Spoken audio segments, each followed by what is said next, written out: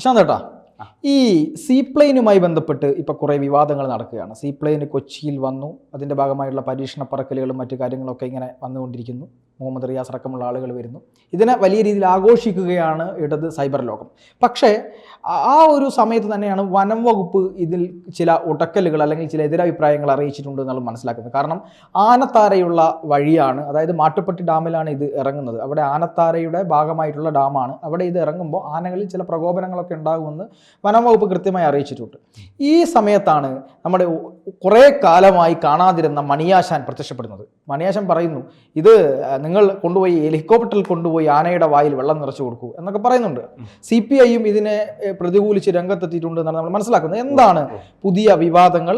പഴയ കാലത്ത് ഇവർ ഇതിനെ എതിർത്ത ആളുകളൊക്കെ ഇന്ന് അനുകൂലിക്കുന്നു, എന്തൊക്കെ സംഭവങ്ങളാണ്? അതായത് ഞങ്ങൾ പ്രതിപക്ഷത്തിരിക്കുമ്പോൾ സമരം ചെയ്യും, ഭരണപക്ഷത്ത് വരുമ്പോൾ അത് നടപ്പാക്കും. അതാണ് LDFന്റെ പ്രത്യേകിച്ച് CPMന്റെ മുഖമുദ്ര. അവരെ എന്തിനെയൊക്കെ എതിർത്തോ, അവരൊരു കാലത്ത് കമ്പ്യൂട്ടറിനെ എതിർത്തു, പിന്നീട് കമ്പ്യൂട്ടറിന്റെ ഏറ്റവും വലിയ അപ്പോസ്തലന്മാരായി മാറിയത് CPM ആണ്, LDF ആണ്. ഏറ്റവും നല്ല പദ്ധതികൾ കൊണ്ടുവരാൻ ശ്രമിക്കുകയൊക്കെ ചെയ്തു അവർ. അപ്പോൾ ഞങ്ങൾ സമരവും ചെയ്യും, ഞങ്ങൾക്ക് അവസരം കിട്ടുമ്പോൾ നടപ്പാക്കുകയും ചെയ്യും. എന്തായാലും സീപ്ലെയിനിൻ്റെ കാര്യത്തിൽ സീപ്ലെയിൻ ഇപ്പോൾ അതിൽ ഏറ്റവും പുതിയ വിവാദം മണിയാശാൻ പറഞ്ഞ വാക്കുകളാണ്. അതായത് ഈ മാട്ടുപ്പെട്ടി ഡാമിൽ ഈ സീപ്ലെയിൻ പല സ്ഥലങ്ങളിൽ ഇറങ്ങുന്നുണ്ട്. അതിലെ ഒരു കേന്ദ്രം, ഒരു സ്ഥലം ഈ മാട്ടുപ്പെട്ടി ഡാമാണ്. മാട്ടുപ്പെട്ടി ഡാമിൽ പ്ലെയിൻ ഇറങ്ങുന്നതുമായി ബന്ധപ്പെട്ട് വനം വകുപ്പ് അതിനൊരു എതിരഭിപ്രായം പറഞ്ഞു. അതായത് ഇത് ആനത്താരയ്ക്ക് സമീപമാണ്, ആനകൾ ഇവിടെ വെള്ളം കുടിക്കാൻ വരും. അപ്പോൾ ആനകൾ വെള്ളം കുടിക്കാൻ വരുമ്പോൾ ഇതിൻ്റെ ശബ്ദവും ഇതും ആനയ്ക്ക് വലിയ പ്രശ്നങ്ങളുണ്ടാക്കും. നമുക്കറിയാം, വളരെ കേരളത്തിൽ ഇപ്പോൾ ഏറ്റവും കൂടുതൽ കാട്ടിൽ നിന്ന് നാട്ടിലേക്ക് ഇറങ്ങുന്നത് കാട്ടാനകൾ അല്ലേ. അവയ്ക്ക് അവിടെ ഭക്ഷണം കിട്ടുന്നില്ല, വെള്ളം ശരിക്ക് കിട്ടുന്നില്ല, പല ബുദ്ധിമുട്ടുകൾ കൊണ്ട്, പരിസ്ഥിതി സംബന്ധമായ ജൈവികമായ പല പ്രശ്നങ്ങൾ കൊണ്ട് കാട്ടുമൃഗങ്ങൾ, വന്യമൃഗങ്ങൾ നാട്ടിലിറങ്ങി ശല്യമുണ്ടാക്കുന്നു, കൃഷി നശിപ്പിക്കുന്നു, മനുഷ്യരെ ആക്രമിക്കുന്നു, ഒരുപാട് പ്രശ്നങ്ങളുണ്ട്. അതിലേറ്റവും മുൻപന്തിയിൽ നിൽക്കുന്നത് കാട്ടാനകളാണ്. അപ്പോൾ വനം വകുപ്പ് ആ ഒരു അടിസ്ഥാനത്തിലാണ് വനം വകുപ്പ് പറഞ്ഞത്, ഇത് കാട്ടാനകളെ പ്രകോപിപ്പിക്കും. അത് ഈ കാട്ടാനകൾ കൂട്ടത്തോടെ ഭ്രാന്ത് പിടിച്ച് എന്ത് ചെയ്യും? അതുങ്ങളെല്ലാം കൂടെ നാട്ടിലോട്ട് ഇറങ്ങി കണ്ടമാന ഉപദ്രവങ്ങൾ ഉണ്ടാക്കും അല്ലേ. അപ്പോൾ ഇത് മുൻകൂട്ടി കണ്ടുകൊണ്ടാണ് നമ്മുടെ വനം വകുപ്പ് ഇതിനകത്ത് ഒരു ആശങ്ക അറിയിച്ചത്.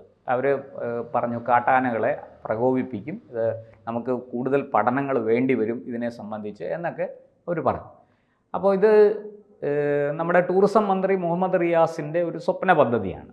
ഇത് വാസ്തവത്തിൽ ഇത് ഉമ്മൻചാണ്ടിയുടെ സ്വപ്ന പദ്ധതിയായിരുന്നു. അല്ല, അവിടെയാണ് ഒരു കാര്യം. ഇത് യഥാർത്ഥത്തിൽ ഇതിന്റെ ഉടമ എന്ന് പറയുന്നത്, അല്ലെങ്കിൽ ഇതിന്റെ ഒരു പിതൃത്വം യഥാർത്ഥത്തിൽ ഇടതുപക്ഷ സർക്കാർ അല്ല, അത് വാസ്തവത്തിൽ ഉമ്മൻചാണ്ടിക്ക് അവകാശപ്പെട്ടതാണ്. 2011-16 ഉമ്മൻചാണ്ടി സർക്കാരാണ് ഇത് കൊണ്ടുവന്നത്. ഉമ്മൻചാണ്ടിയുടെ ഒരു ഡ്രീം പ്രോജക്റ്റാണ്.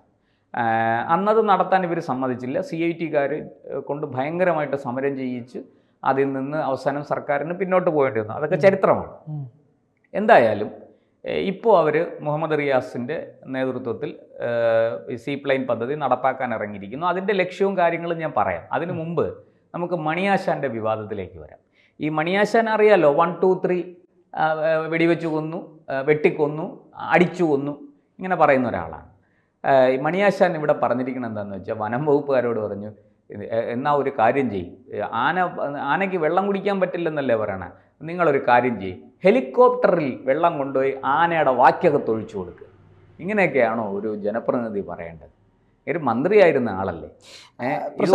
MM മണിയിൽ നിന്ന് ഇതിനേക്കാൾ കൂടുതൽ ഭാഷ MM മണി എന്ന വ്യക്തിക്ക് എന്തും പറയാം, പക്ഷെ MM മണി എന്ന ജനപ്രതിനിധിക്ക് അത് പാടില്ല. അത് പാർട്ടി വിലക്കണം. ഈ പാർട്ടി പറയുന്നത് പാർട്ടിയാണല്ലോ വലുത്. അപ്പോൾ വ്യക്തികൾ തെറ്റ് ചെയ്താൽ ആ വ്യക്തികളെ പറഞ്ഞു തിരുത്തി, വിലക്കി തിരുത്തി, എന്താ പറയേണ്ട, അതിൽ നടപടി സ്വീകരിക്കേണ്ടത് പാർട്ടിയാണ്. പാർട്ടിക്ക് നിയന്ത്രിക്കാൻ പറ്റുന്നില്ലെങ്കിൽ മണിയാശാനെ മാറ്റി നിർത്തണം. കൃത്യമായി മറുപടി ഉണ്ട് പ്രശാന്ത് ഏട്ടാ. എന്താണെന്ന് വെച്ചാൽ ഗ്രാമീണ ഭാഷയാണ്, നാടൻ ഗ്രാമീണ ഭാഷ അല്ല, മുഖത്ത് നോക്കി തെറി പറഞ്ഞിട്ട് അത് ഗ്രാമീണ ഭാഷയാണ്, നിഷ്കളങ്കത കൊണ്ട് പറഞ്ഞതാണെന്ന്. അങ്ങനെയാണെങ്കിൽ അതേ മെറിറ്റ് സുരേഷ് ഗോപിക്കും കൊടുക്കണം. സുരേഷ് ഗോപിക്ക് ഒരു നയം, MM മണിക്ക് വേറൊരു നയം എന്ന് പറയരുത് എല്ലാവർക്കും. സുരേഷ് ഗോപി കുറച്ച് ഉച്ചത്തിൽ സംസാരിച്ചാൽ, മാധ്യമപ്രവർത്തകരെ ഒന്ന് ശാസിച്ചാൽ, അല്ലെങ്കിൽ അവരോട് അല്ലെങ്കിൽ ആരോടെങ്കിലും പുള്ളി ഒന്ന് കയർത്ത് സംസാരിച്ചാൽ അത് വലിയ ഗുരുതരമായ കുറ്റവും. എം മണിക്ക് എന്ത് തോന്നിയാസവും പറയാം, എന്ത് തെറിയും പറയാം, അത് ഗ്രാമീണ ഭാഷയും.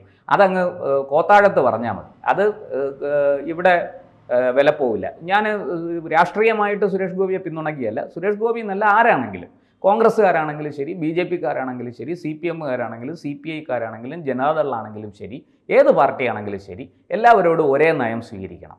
ഒരിടത്ത് പിന്നെ എന്താ പറയേണ്ടത്, ഇത് ഗ്രാമീണ ഭാഷയും മറുവശത്ത് തെറിയും ആകുന്നത് ഒന്നുകിൽ അത് തെറിയാണ് എല്ലായിടത്തും, അല്ലെങ്കിൽ അത് എല്ലായിടത്തും ഗ്രാമീണ ഭാഷയാണ്. ഒരു ഉറയിൽ 2 വാള് കയറില്ല. ആ പണി അങ്ങ് കയ്യിൽ വെച്ചിരുന്നാൽ മതി.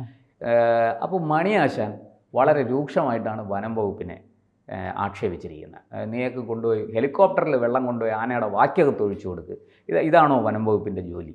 അല്ല. വനം വകുപ്പ് ഇത് പറയാൻ കാര്യം എന്താ? ആനകൾ പ്രകോപിതരായി നാട്ടിലേക്ക് ഇറങ്ങിയാൽ ഇതിനെ തടയാനും ജനങ്ങളെ രക്ഷിക്കാനുമുള്ള ബാധ്യത വനം വകുപ്പിനുണ്ട്. വനം വകുപ്പിന് വലിയ ടാസ്ക്കാണത്. അപ്പൊ ഈ ജനങ്ങളും ഈ ഇടതുപക്ഷ പ്രൊഫൈലുകളെല്ലാം കൂടെ വനം വകുപ്പിനെ ചീത്ത പറയും. വനം വകുപ്പ് ജീവനക്കാരെ കുരിശിൽ തറയ്ക്കും. അവർ വലിയ വെല്ലുവിളിയാണ് നേരിടുന്നത്. അപ്പോൾ അവരതുകൊണ്ട് മാത്രമല്ല, പാരിസ്ഥിതിക പ്രശ്നം പഠിക്കാതെ ഇത്തരം വിഷയങ്ങളിൽ നമ്മൾ ചാടി ഇറങ്ങരുത്. ഈ സാധാരണ നമ്മുടെ ഇവിടെ കൊച്ചി കായലിലോ അല്ലെങ്കിൽ ഇവിടെ ഏതെങ്കിലും ഒരു നദിയിലോ കൊണ്ട് ഇറക്കുന്നത് പോലെയല്ല മാട്ടുപ്പെട്ടി ഡാമിൽ കൊണ്ട് ഇറക്കുന്നത്. അതിന് ഒരുപാട് റിസ്ക് ഉണ്ട്. ആ റിസ്ക് കവർ ചെയ്യണം. ആ റിസ്ക് ഫാക്ടേഴ്സ് എല്ലാം കവർ ചെയ്ത് മാത്രമേ ആ പദ്ധതിയെക്കുറിച്ച് നമുക്ക് ആലോചിക്കാൻ പോലും പറ്റുള്ളൂ. ഇതൊന്നും ഇല്ലാതെ ചാടി ഇറങ്ങി ഒരു ദിവസം രാവിലെ അങ്ങ് പദ്ധതി നടപ്പാക്കുന്നത് പോലെ അങ്ങനെ ചെയ്യരുത്. അത് വലിയ വലിയ പ്രതിസന്ധികൾ സൃഷ്ടിക്കും. എം മണിക്ക് അതിനെക്കുറിച്ച് എന്തും പറയാം.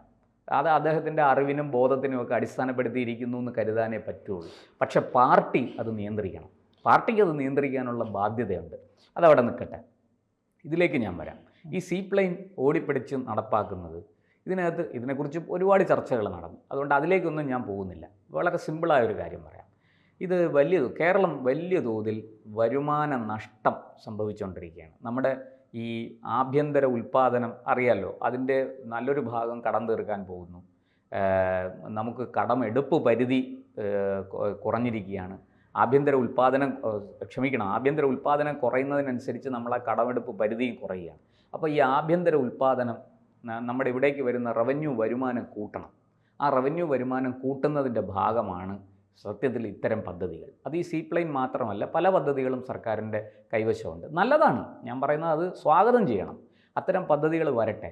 കാരണം എന്താണെന്ന് വെച്ചാൽ ഇതിനകത്തൂടെ വലിയ തോതിൽ ടൂറിസം വരുമാനം വരും. ടൂറിസം രംഗത്ത് ടൂറിസ്റ്റുകളിൽ നിന്ന് വലിയ തോതിൽ വരുമാനം വരും.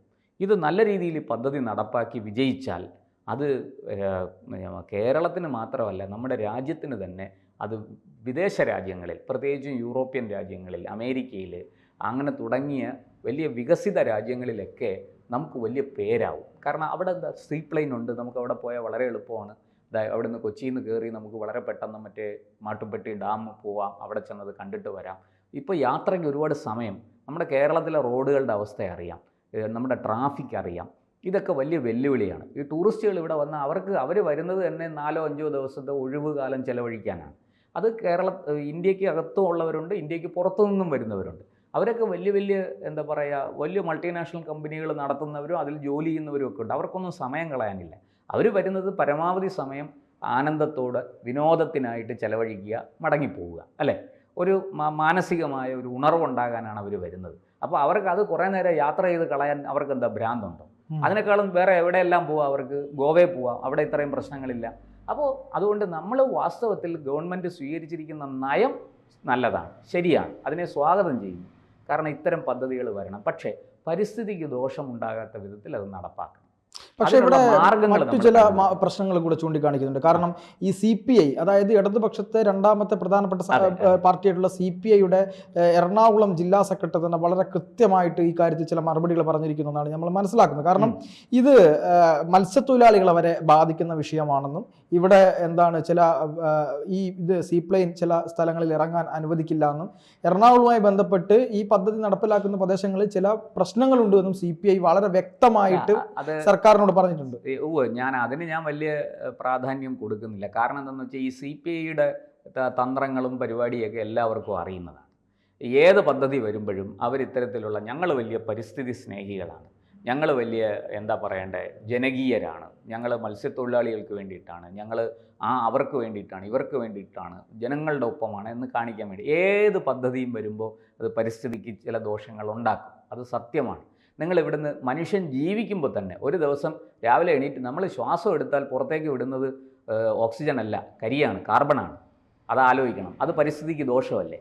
അപ്പോൾ ആ കാർബൺ മാറി ഒരു സൈക്കിളിൽ കൂടെ കടന്നുപോയി അത് ഓക്സിജനായി തിരിച്ചു വരാനുള്ള കാര്യങ്ങൾ നമ്മൾ നാട്ടിൽ ചെയ്യണം. അതാണ് മനുഷ്യൻ്റെ ധർമ്മം. നമ്മളിത് ഈ ചർച്ച അവസാനിപ്പിക്കാനാവുന്ന സമയത്ത് അവസാനം ഒരു കാര്യം കൂടി പറഞ്ഞ് നമുക്ക് അവസാനിപ്പിക്കാം. അതായത് ഈ മുഹമ്മദ് റിയാസ് ഈ ചോദ്യങ്ങളോട് പ്രതികരിച്ചത് വളരെ പോസിറ്റീവായിട്ടാണ്. അദ്ദേഹം പറഞ്ഞത് ഇതെല്ലാം ഇത് കൃത്യമായി പഠിച്ച് ഇതിൻ്റെ പാരിസ്ഥിതിക പ്രശ്നങ്ങളൊക്കെ പഠിച്ച് മാത്രമാണ് ഇത് പൂർണ്ണമായി നടപ്പിലാക്കുകയുള്ളൂ. ഇതൊരു പരീക്ഷണാർത്ഥമുള്ള കാര്യമാണ് ചെയ്യുന്നത്. അതുപോലെ തന്നെ ഈ മുൻപ് ഇടത് സംഘടനകൾ ഇതിനെതിരെ സമരം ചെയ്ത സമയത്ത് അത്തരം സംഘടനകളുടെ പരാതികൾ കൂടെ പരിഹരിച്ച ശേഷമാണ് ഈ പദ്ധതി നടപ്പിലാക്കുകയുള്ളൂ. എല്ലാ വിഭാഗം ആളുകളുടെ ആശങ്കയും പരിഹരിച്ചുകൊണ്ട് മുന്നോട്ട് പോകുമെന്നും എന്തായാലും അത്തരത്തിൽ ഒരു പരിസ്ഥിതിക്ക് ദോഷം വരുന്ന രീതിയിൽ നടപ്പിലാക്കില്ല എന്നും അദ്ദേഹം പറഞ്ഞിട്ടുണ്ട്. അത് സ്വാഗതാർഹമാണ്. CPIക്കുള്ള മറുപടി അവിടെ തന്നെ ഉണ്ട്. നമ്മളത് വാസ്തവത്തിൽ കണ്ണു തുറന്നൊന്ന് കണ്ടാൽ മതി. ഇത് ടൂറിസം മന്ത്രി കൂടിയായ ഇദ്ദേഹം പറഞ്ഞത്, മുഹമ്മദ് റിയാസ് പറഞ്ഞത് വളരെ എന്താ പറയുക, എനിക്കത് സ്വാഗതം ചെയ്യാനാണ് തോന്നുന്നത്. കാരണം ഇത്തരം പദ്ധതികൾ വരട്ടെ, 10 പേർക്ക് ജോലിയും കിട്ടും, എന്തെങ്കിലുമൊക്കെ തൊഴിൽ, കൂടുതൽ ആൾക്കാർ ടൂറിസ്റ്റുകൾ ഇവിടെ വന്നാൽ നമ്മുടെ നാടിനല്ലേ അതിന്റെ പ്രയോജനം. നമ്മൾ അല്ല ദൈവത്തിന്റെ സ്വന്തം നാടെന്നും നമ്മൾ വലിയ ആതിഥ്യ മര്യാദയുടെ അപ്പോസ്തലന്മാരാണെന്നും ഒക്കെ പറയും. പക്ഷെ വരട്ടെ, അവര് ഇതിനെ പരിഹരിച്ചുകൊണ്ട്, അതായത് ഈ ആനകളുടെ പ്രശ്നം ഉൾപ്പെടെയുള്ളവ പരിഹരിച്ചുകൊണ്ട് ഇത്തരം പദ്ധതികൾ വരട്ടെ. നല്ല കാര്യം. വനം വകുപ്പുകാർ ഹെലികോപ്റ്ററിൽ പോയി ആനയുടെ വായിൽ വെള്ളം ഒഴിച്ചു കൊടുക്കലല്ല വനം വകുപ്പിന്റെ. തീർച്ചയായും മണിയാശാൻ MM മണിയുടെ ഇത്തരം പ്രസ്താവനകളിലൂടെ അല്ല ഇത്തരം കാര്യങ്ങൾ മുന്നോട്ട് പോകേണ്ടതെന്നും മുഹമ്മദ് റിയാസ് പറഞ്ഞ പാതയിലൂടെയാണ്, പക്വതയോടെയുള്ള ആ പ്രതികരണത്തിന്റെ പാതയിലൂടെയാണ് നമ്മൾ പോകേണ്ടതെന്നുള്ളതാണ് നമ്മൾ മനസ്സിലാക്കേണ്ടത്.